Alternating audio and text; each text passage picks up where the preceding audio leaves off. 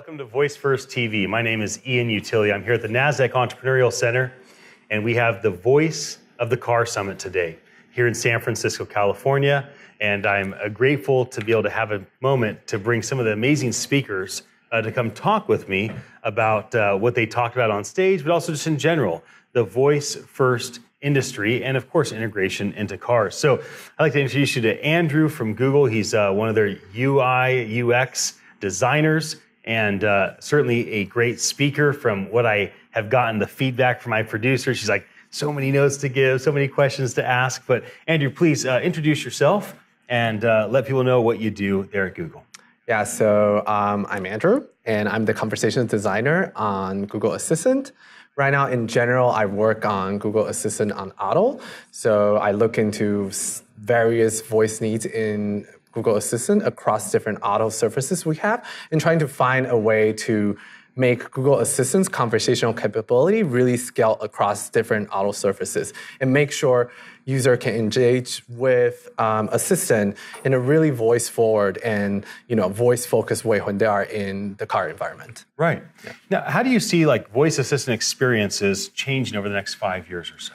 So I think we right now have a really fundamental way for user to interact with voice assistant, which is kind of like user pull assistant to do something. Right. So user needs to say, hey, Google, do something for me. But some of the really interesting topics that are coming up from this conference and some other things that people are looking into is like how sensors and other contextual information can really feed into making voice assistant in general have a better conversational adequate, right. Have a better capability when users are around, have the awareness to really listen to user at the right time, at the right moment, interact with user in a more natural way. Right. Yeah. Now, when somebody's done with a drive, how do you imagine that the Google Assistant will help that driver kind of know what to do next as they're kind of finishing their experience in the car? I think Assistant, in a sense, a lot of times people talk about Assistant, they think about the voice components only, but I think about Assistant as a person that is actually helping you as your assistant to helping out with your daily life and make it more efficient. And in that sense, I think Google is in a really unique position that you interact with Google products every day, and we generally know what is your behavior and pattern. And in that case, we really can learn about you with your grants to learn about you, and really Assistant can help orchestrate those information, really help out on when user arrives somewhere, the contextual information about the location, the contextual information about you, maybe your interaction that you have with the assistant, all can streamline together and really kind of like surface off, what is important for you in the next contextual environment. Right. Yeah. How about people, they go from their house, and they're transitioning to a vehicle.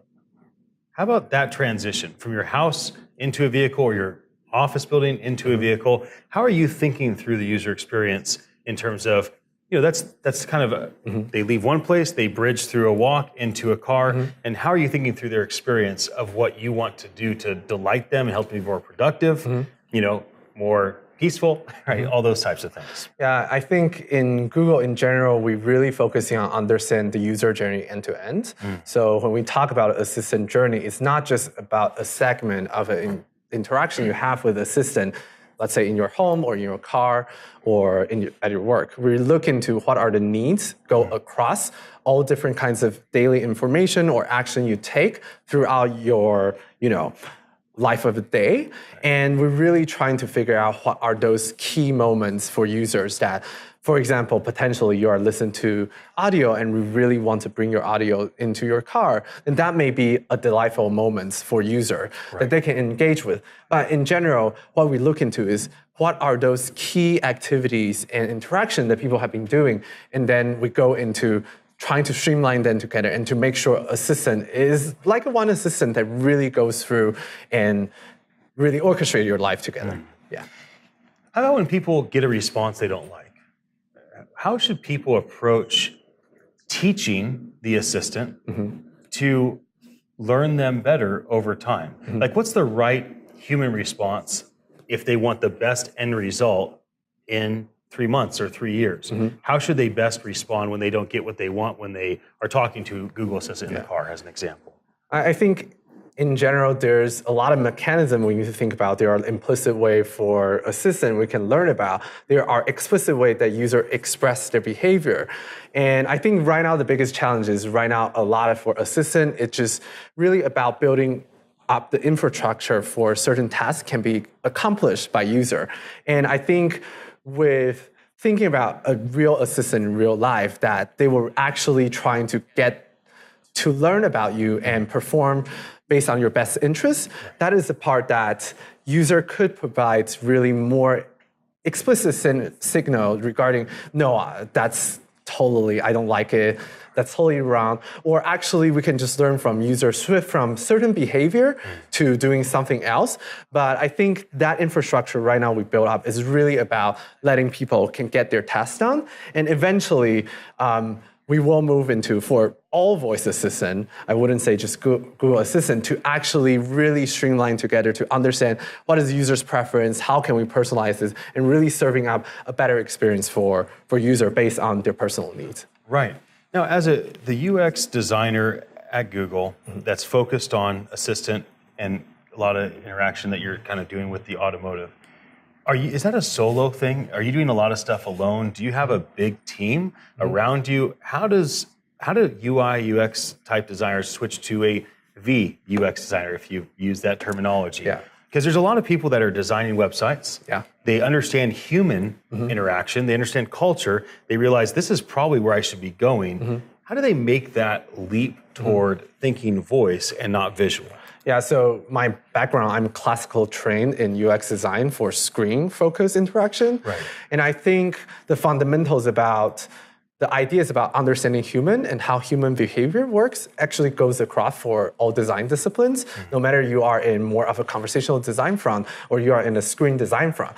The important part for transition into a conversational design, it really is about understanding the technology of voice technology, the natural language understanding, how dialogue flow is actually created. But the fundamental of understanding human and how human behave, I think that's a knack that every user experience designer have. And just like there's visual design and there's UX design, it's fundamentally the same design thinking skill, but it just apply into different kind of output of a design front. And for me, when I transition into conversational design, it's about learning the concept of what is a conversation. It's about learning the modality of, the intricate kind of interesting part about wordings and language. But the fundamental about thinking about human and how interaction work is the same. It's just there's an extra layer of kind of components you need to learn about and transition into. Yeah.